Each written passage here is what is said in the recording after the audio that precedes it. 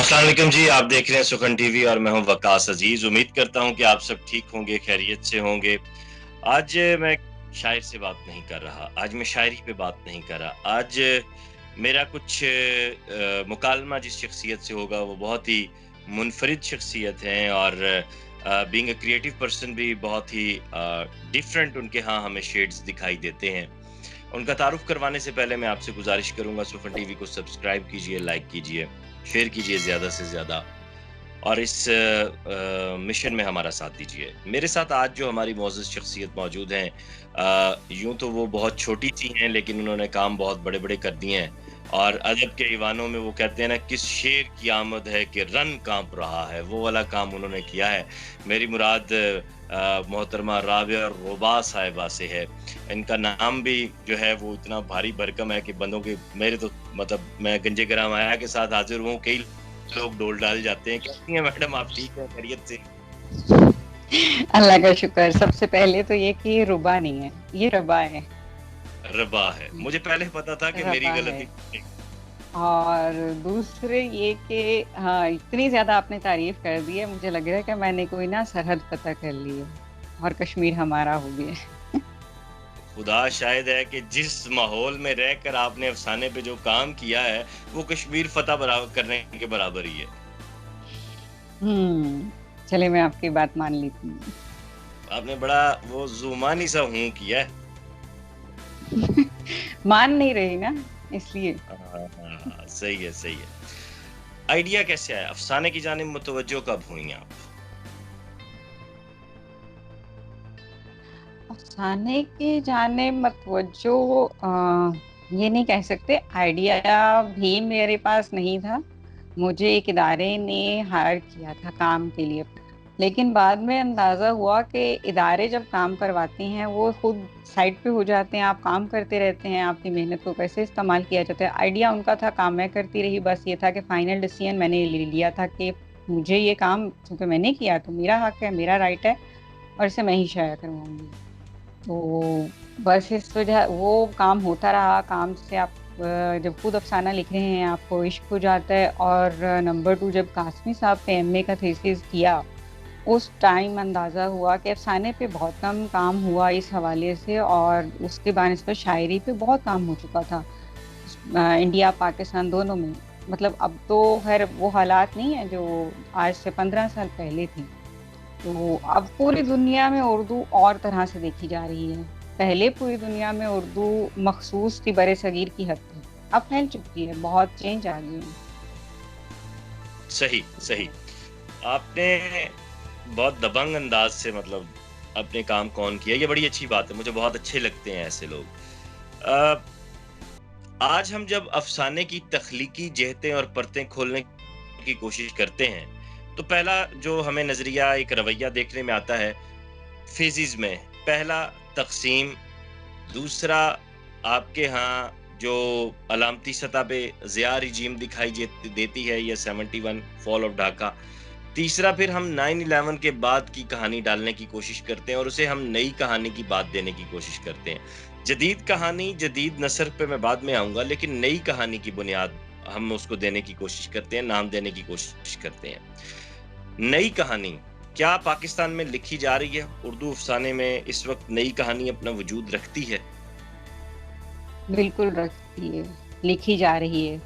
لیکن وہ الگ بات ہے کہ وہ جس طرح آپ چاہتے ہیں منظر عام پہ آئے، وہ ویسے منظر عام پہ نہیں آتی.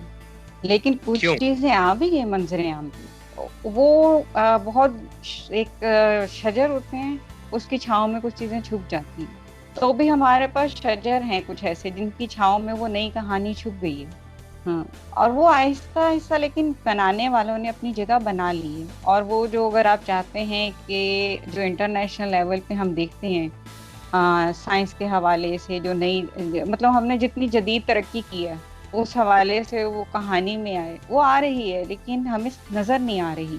کیونکہ جس وقت انسائکلوپیڈیا کا کام کیا اس وقت بھی تبدیلی یہ سب کچھ نظر آ رہا تھا، موجود ہے. تھوڑا سا وقت لگے گا سامنے آنے میں، نہیں، شجر لکھی بھی والی جا جو آپ رہی نے ہے. بات کی ہے یہ جو شجر والی بات آپ نے کی ہے، کیا یہ لیم ایکسکیوز نہیں ہے؟ شاعری میں بھی بڑے بڑے دیو قامت موجود ہیں، لیکن نئے لکھنے والے سامنے آ رہے ہیں، پھر یہ کہہ دیا جاتا ہے کہ شعر کا قاری یا اس کو فوراً توجہ مل جاتی ہے، افسانے کو نہیں ملتی۔ کیا افسانے کی ایک لائن ہٹ نہیں ہوتی، وہ ٹیگ لائن نہیں بنتی، وہ مدتوں یاد نہیں رکھی جاتی؟ رکھی جاتی ہے، لیکن نثر ہمیشہ ٹائم لیتی ہے، تو اس لیے وہ نثر ہے نا، افسانہ نثر میں آئے گا، نثر ٹائم لے گی، اس لیے افسانہ وقت لے رہا ہے۔ شاعری کی خوبی یہ ہے کہ واقعی وہ جلدی لوگوں کو منظور نظر بھی ہو جاتی ہے، زبان سے عام بھی ہو جاتی ہے۔ ناول وقت لیتا ہے، افسانہ وقت لیتا کہیں ہے۔ کہیں اس کی وجہ ہمارے ادبی گروہ بندیاں اور سو کالڈ جو ہمارے دو تین بڑے افسانہ نگار ہیں، جن میں سے ایک آدھا جو ہے وہ اسلام آباد میں بھی ہے اور اس کی ناک بہت لمبی ہے، میں ویسے بات کروں ادبی حوالے سے، تو یہ وہ لوگ، کہیں یہ اس کی بنیاد تو نہیں ہے؟ کیونکہ آج اگر میں کمپیریزن ایک سامنے رکھ رہا ہوں، اور یہ کمپیریزن کوشچن کے حوالے سے، نئی کہانی کے حوالے سے، ہمیں نیا افسانہ نگار سٹینڈ کرتا دکھائی نہیں دے رہا۔ چلیں کوئی 100 میں سے ایک تو سامنے آ جائے۔ نہیں آئے ہیں، یہاں میں آپ سے تھوڑا سا اختلاف رکھتی ہوں، آئے ہیں پلیز۔ سامنے، اور باقی یہ جو آپ نے کہا شجر، میں نے لابی ہی کو کہا ہے، تو وہ لابیز ہیں، وہ لابیز آہستہ آہستہ ٹوٹ رہی ہیں، ٹوٹتی چلی جائیں گی وقت کے ساتھ ساتھ، اور لابیز ہمیشہ کام کرتی رہی ہیں، تو اس سے نقصان ہوتا ہے ادب کو، اور وہی لابیز میں موجود لوگ آپ کو، میرا خیال ہے کہ ہر کانفرنس میں بھی نظر آ جاتے ہیں، وہ موو کر سکتے ہیں، لیکن اس کا مقصد یہ نہیں کہ اب آپ وہ لابی چلا سکیں گے۔ ایک ٹائم ہوتا ہے ایک درخت کی عمر کا بھی، تو لابی کا بھی ایک وقت ہوتا ہے، وہ ٹوٹ جاتی ہے، اور اس کو ہم نے پچھلے 70 سال میں کم از کم پاکستان میں دیکھا ٹوٹتے ہوئے، سب کچھ ہوتے ہوئے، تو یہ ہمیشہ ہوتا آیا، ہوتا رہے گا، لیکن اس کا مطلب یہ نہیں ہے کہ نئی چیز سامنے نہیں آئے گی، آ رہی ہے۔ وہ ظاہر ہے لابی کہ اس میں دب جاتی ہے، جیسے آندھی آتی ہے اگر مٹی والی، تو اس میں مٹی میں بہت سی چیزیں ہوتی ہیں، تو یہ لابی بس ایسی تھوڑی سی آندھی ہوتی ہے۔ صحیح، صحیح۔ واپس آتے ہیں نئی کہانی کی جانب۔ کون کون سے نئے افسانہ نگار آپ دیکھ رہی ہیں کہ وہ اچھا لکھ رہے ہیں، آپ کے سامنے ہیں؟ کیونکہ آپ تو ایک اتھارٹی ہیں میرے نزدیک نہیں، افسانے پہ۔ میں اتھارٹی نہیں کہتی، نئے لکھنے والے بہت سارے اچھا لکھ رہے ہیں، جس میں سمین علی، منزہ احتشام گوندل، ہارون سلیم، آدم شیر، یہ سب نئے نام ہیں۔ پھر ایک وہ آپ نے اسلام آباد کہا، اسلام آباد سے ایک اور ہمارے بہت اچھے نئے لکھنے والے، اب مجھے ان کا نام نہیں آ رہا، 2 عالم، کتابیں آئی ان کی افسانے۔ عثمان عالم کی بات کر رہے ہیں آپ؟ عثمان عالم، عثمان عالم مطلب لکھ رہے ہیں، بہت سارے لوگ ہیں، اسی طرح انڈیا سے بہت سارے لوگ ہیں، اور آمنہ مفتی۔ آمنہ مفتی تو سینئر ہو چکی ہیں، اب آپ انہیں نوجوانوں میں نہ لائیں، آپ خوش رہنے دیں نہیں، میرے۔ میں آپ کو بتاؤں، یہ باقی جن کے میں نے نام لیے وہ آمنہ کی عمر کے آس پاس ہوں گے۔ آمنہ کا اچھا، پرابلم یہ ہے کہ آمنہ نے بہت جلدی لکھنا شروع کر دیا، چونکہ میرے پاس تو وہ لوگوں کے شناختی کارڈ آ گئے تھے نا اس میں، تو آمنہ کو آپ اتنا سینئر نہ کریں۔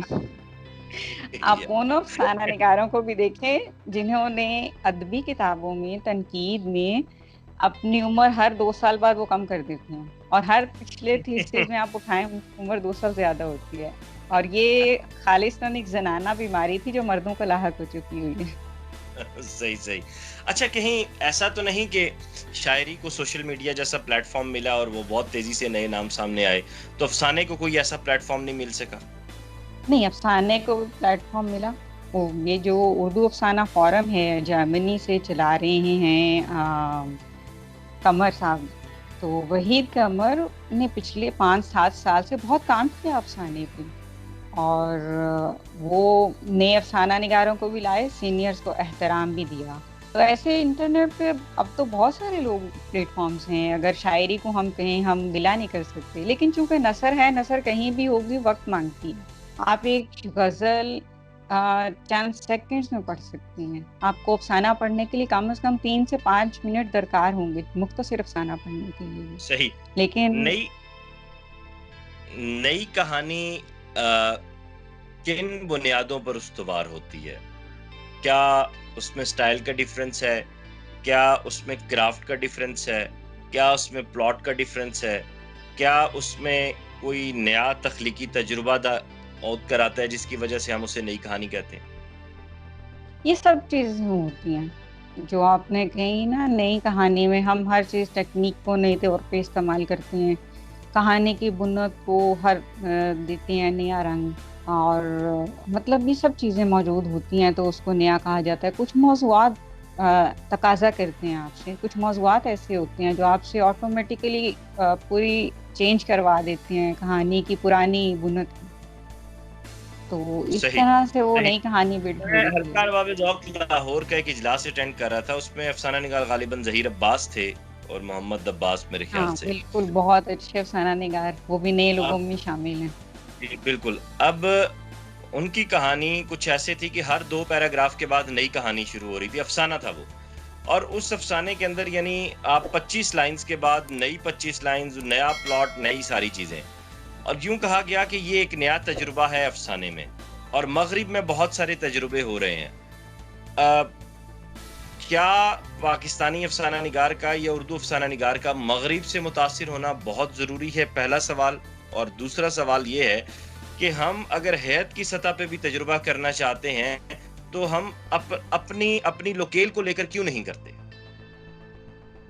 اچھا دیکھیے، اس میں نا 2 چیزیں، مطلب یہ سوال 2 پہلوؤں میں آ جائے گا. ایک پہلو یہ کہ جو لوگ تجربہ کر رہے ہیں، جسے آپ یہ کہہ رہے ہیں یہ والا ایکسپیرینس، اس میں ہم اپنی لوکیل میں یا مغرب سے متاثر ہونا بہت ضروری ہے ہمارے ہاں کے لیے، کیونکہ ہم ابھی تک ذہنی غلامی سے نہیں نکلے.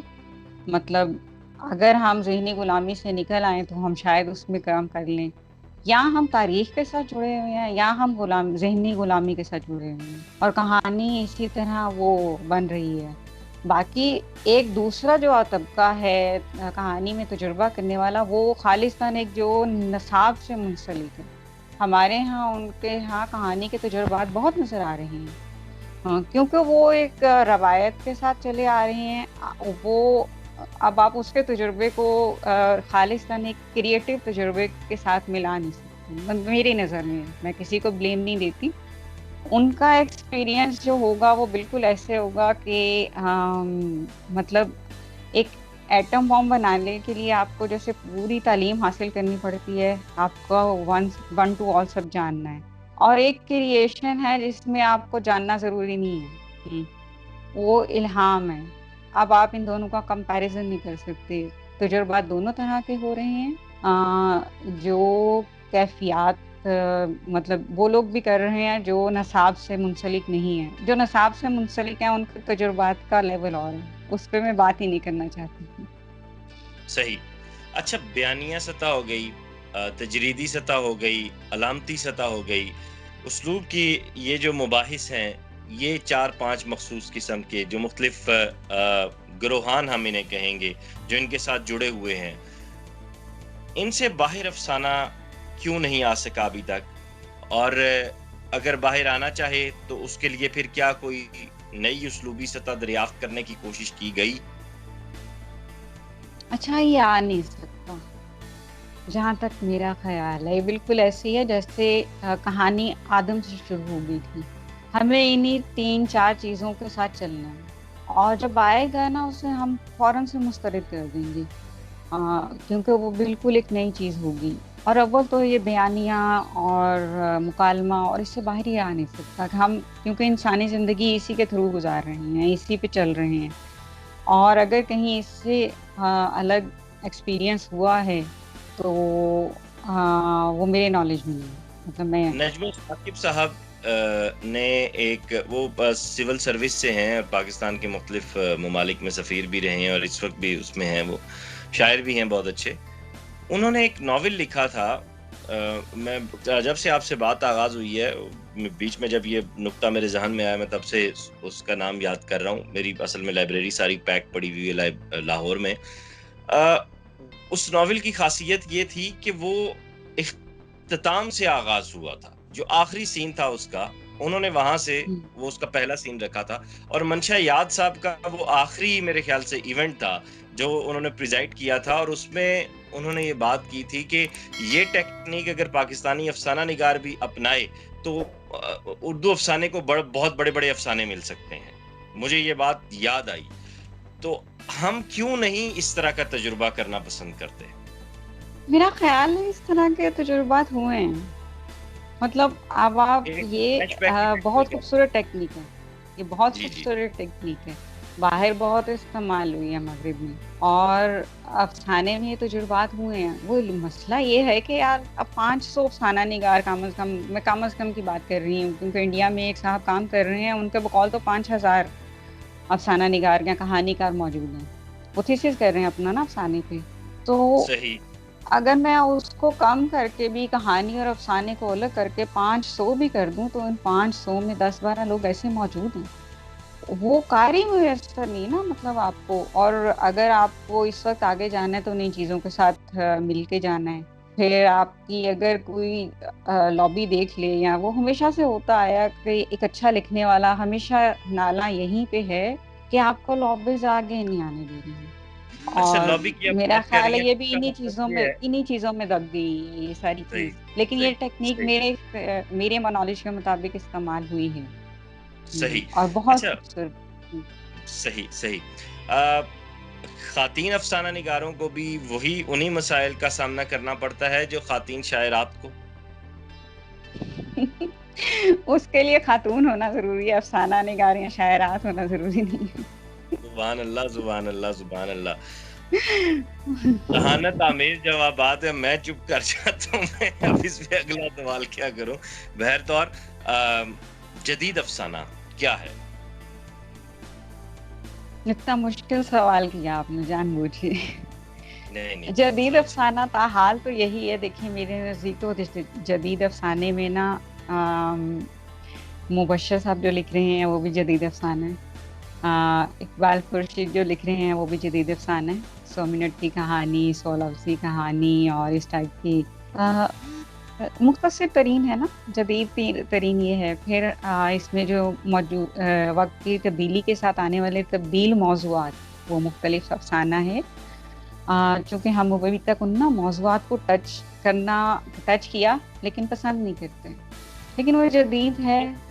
یعنی آپ 100 لفظی کہانی یا مائکرو فکشن کو آپ جدید افسانے کی شکل قرار دیتی ہیں؟ بالکل دیتی ہوں. دیکھیں اس میں کہانی ہے, اس نے چینج ہونا. اور آپ دیکھیے گا, مجھے جہاں تک اندازہ ہو رہا ہے ہم ایک جملے کی کہانی تک بھی آئیں گے, اور اس کا تعلق سراسر وقت کے ساتھ ہوتا ہے. اس کا تعلق کسی اور چیز کے ساتھ نہیں ہوتا. لوگوں کے پاس اتنا وقت نہیں رہا پڑھنے کی, بہت ساری چیزیں مختصر ہوتی چلی جا رہی ہیں. داستان کے دور میں ہمارے پاس بہت وقت تھا, داستانیں مقبول ہوئی, آج بھی وہ سینہ بسینہ چلتی آئیں. وہ مختصر ہوتی ناول, پھر افسانہ, افسانچہ, اور نہیں پہلے ناولٹ, پھر افسانہ, افسانچہ, اور اس کے بعد مختصر ترین چند لفظوں کی کہانیوں تک آیا. یہ ایک جملے تک بھی آ سکتا ہے, لیکن یہ پھر بیٹھ جائے گا. مطلب آپ دیکھیں, ہم افسانے سے بیک ایک ٹائم اب اس وقت موجودہ دور میں ناول پہ آ گئے, یہ بیک ہوا ہے. تو یہ تبدیلیاں آتی رہتی ہیں وقت کے ساتھ ساتھ, اور آتی رہیں گی. ٹھیک ہے. سفرانچے سامنے آئے, سفرنامے سامنے آئے, اور یہ ساری چیزیں سامنے آئیں. اب آج کی افسانے کو ہم دیکھیں, اور افسانے کی تنقید کو اگر ہم تھوڑا سا ٹچ کریں, کیونکہ مختصر وقت میں میری کوشش ہے آپ نے پھر پکڑائی نہیں دینا, زیادہ باتیں میں آپ سے کر لوں. جو تنقید اس وقت لکھی جا رہی ہے, اور جس کی بنیادیں بنائی گئی ہیں, جن پہ اس کو استوار کیا گیا ہے, وہ پھر وہیں مغرب سے آ جاتی ہیں. مغرب میں بھی اگر ہم حوالہ دیں تو کیا آپ یہ سمجھتی ہیں کہ آج کا افسانہ نگار یا آج کا نثر نگار جو ہے, اس نے 2000 کے بعد میں جو کچھ لکھا گیا مغرب میں, 9/11 کے اثرات جو وہاں پہ مرتب ہوئے, اس کرونا کے بعد کی دنیا کے اثرات جو وہاں پہ مرتب ہوئے, 2005 سے 10 کے درمیان جو ریسیشن کے پیریڈز رہے یورپ میں, مغرب میں, وہ ان کے اوپر جو کچھ لکھا گیا, کیا ہمارے آج کے افسانہ نگار نے اس کو پڑھا اور اس کو فالو کیا, اور جو نئی تنقیدی تھیریز وہاں پہ سامنے آئیں, کیا وہ یہاں تک پہنچ سکی ہیں؟ نہیں, یہاں تک ابھی نہیں پہنچ سکتی. یہاں جو تنقید کے اصول ہیں وہ بھی 200 سال پرانے, 100 سال پرانے, اور ہم اس پہ بھی فخر کرتے ہیں. تھوڑا سا وقت لگے گا, آ جائیں گی چیزیں سامنے. اور چونکہ ابھی تک ہماری تنقید جو ہے وہ نصابی لوگوں کے ہاتھوں میں ہے, علیحدہ سے آپ نے نہیں دیکھا ہوگا کہ کوئی نکات پیدا ہوا ہو، ان سب کا تعلق ایک خاص شعبے سے ہے. اس شعبے سے الگ بہت کم لوگوں نے لکھا، اس شعبے سے الگ بہت کم لوگوں نے ریسرچ کی. ہمارا پہلا مسئلہ معیشت ہے جو بحال نہیں ہوگی لوگوں، کیونکہ ان لوگوں کی بھی مجبوری ہے کہ وہ اس معاش کے ساتھ جڑے ہوئے ہیں، تو انہیں وہی کرنا ہے جو ان کو پہلے پیٹ بھریں گے اور اس کے بعد کام کریں گے. تو جب تک ہمارے اقتصادی حالات ٹھیک نہیں ہوتے ہم ان حالات کو قبول نہیں کر سکتے، ہم اس پہ کام نہیں کر سکتے. اس کا تعلق سراسر اقتصادیات سے بھی ہے. ہم چونکہ ابھی خود ایک ترقی پذیر ملک ہیں، ہم ترقی یافتہ ملک کو ان کے مینٹل لیول پہ پہنچ نہیں پائیں گے. ہمیں مینٹل لیول پہ پہنچنے کے لیے بھی پہلے اپنا پیٹ بھرنا ہوگا. وہ جو بہت کہتے ہیں کہ بہت حقیقت پسندانہ بات کی آپ نے. بالکل درست، بالکل درست بات. آج جو ہمارے اسکول، کالجز میں، یونیورسٹیز میں، میں نے شاید آپ سے آف دی ریکارڈ بھی اس بات کا تذکرہ کیا تھا. ایک بچی کی مجھے کال آئی اور اس نے کہا جی سرگودا یونیورسٹی سے مجھے خالدہ حسین کے ما بعد الطبیعیاتی اور طبقاتی اور نشریاتی جو محاسن ہیں افسانوں کی، ان پہ لکھنا ہے. ٹھیک ہے، یہ ضرورت ہے آپ کے سلیبس کی، آپ کی تھیسس کی، لیکن ہمارے یونیورسٹیز اور ہمارے مطلب ادارے بھی کوئی مطلب تخلیقی شخصیت نہیں ڈیولپ کر رہے، کوئی تخلیقی تربیت نہیں کر رہے. دیکھیں یہاں وہی بات ہے کہ وہ اگر وہ کر دیں تو پھر میرا خیال ہے ان کا جو ایک سسٹم ہے نا جس پہ وہ چل رہے ہیں ان کو پھر وہ آف دی لائن ہونا پڑے گا. وہ اس پوائنٹ سے، وہ اس رستے سے ان کو ہٹنا پڑے گا. تو آپ بالفرض ایک بزنس آپ کو ہیلپ کر رہا ہے، آپ اقتصادی طور پر اس سے بہت کچھ کما رہے ہیں. میرے کوشچن آپ نے سارے بیان کر دینے ہوتے ہیں. مطلب آپ نے کتاب لکھنی ہے اور آپ نے چھاپنی ہے اور پیسہ بنانا ہے، یہ کام آپ کر کے آپ ظلم کیوں کر رہے ہیں؟ نہیں، یہ دیکھیں وہ ان پہ ظلم نہیں ہے نا. ان کا تو وہ اس لیے تخلیق کر پیدا نہیں ہونے دیں گے یا تخلیق کر پیدا نہیں کریں گے کہ اس میں ان کے اپنا مفاد ختم ہو جاتا ہے، اس میں ان کا اپنا معاش ختم ہو جاتا ہے. ورنہ جیسے ہم تھیسس کرواتے ہیں، ایک بہت اچھا ڈیسیژن لیا گورنمنٹ کالج لاہور نے کہ ان میں تھیسس میں بچوں سے ٹرانسلیشن کروایا. تو ہمیں اگر ہم چاہیں تو ہم تھیسس پہ ناقد پیدا کرنے کے بجائے تخلیقات پیدا کر سکتے ہیں. اگر ہم بچوں کو تھیسس کے طور پہ دے دیں کہ جی آپ ناول لکھیں، وہ بچہ ٹوٹا پھوٹا لکھے گا لیکن تخلیق وہاں سے ہوگی، ابھرے گی. لیکن اس میں یہ نہیں ہے کہ سب بہت اچھی بات ہے. تو ہمیں نظر آ جاتا ہے، ایک ٹیچر کو نظر آ جاتا ہے ایک اسٹوڈنٹ میں کتنا کیپیسٹی ہے. اگر وہ اس سے 22-24 سال کی عمر میں ایک ہلکا پھلکا سا ناول لکھوا دیں گے تھیسس میں، یا افسانے کا ایک تھیسس دے دیں گے، وہ بچہ ہو سکتا ہے 40-45 میں آپ کے سامنے بہت بڑا تخلیق کار ہو. لیکن وہ کرتے کیا ہیں؟ وہ ناقد پیدا کر رہے ہیں. بے شک ایسے. اور ناقد بھی پتہ نہیں کون سے ٹین ڈبے کے ہیں جو بج ہی نہیں سکتا. مجھے تو آج تک اس کی سمجھ نہیں آئی. خیر نہیں بج رہے ہیں، ڈھول کے ساتھ بھی بج رہے ہیں. آپ کو سمجھ اس لیے نہیں آئی کہ آپ اس ڈھول پہ نظر نہیں رکھ رہے. ورنہ وہ ہمارے ایک بہت اچھے دوست ہیں افسانہ نگار، وہ کہتے ہیں کہ ایک ہاتھ میں قلم ہے، ایک ہاتھ میں ڈھول ہے. تو وہ آپ اگر اس حقیقت کو نہیں دیکھنا چاہ رہے تو یہ اب آپ کی مرضی ہے. میں حقیقت دیکھتا نہیں ہوتا، میں ایسے ڈھول پھاڑ دیتا ہوتا ہوں. میری تند مزاجی سے سب واقف ہیں. خیر آپ کا بہت شکریہ، آپ نے وقت دیا اور ان 24 منٹ میں آپ سے میں نے بہت کچھ سیکھا کم از کم، کہ بات کو کیسے کنوے کیا جاتا ہے. یہ بہت خوبصورت بات ہے، اس کی داد ہے آپ کو.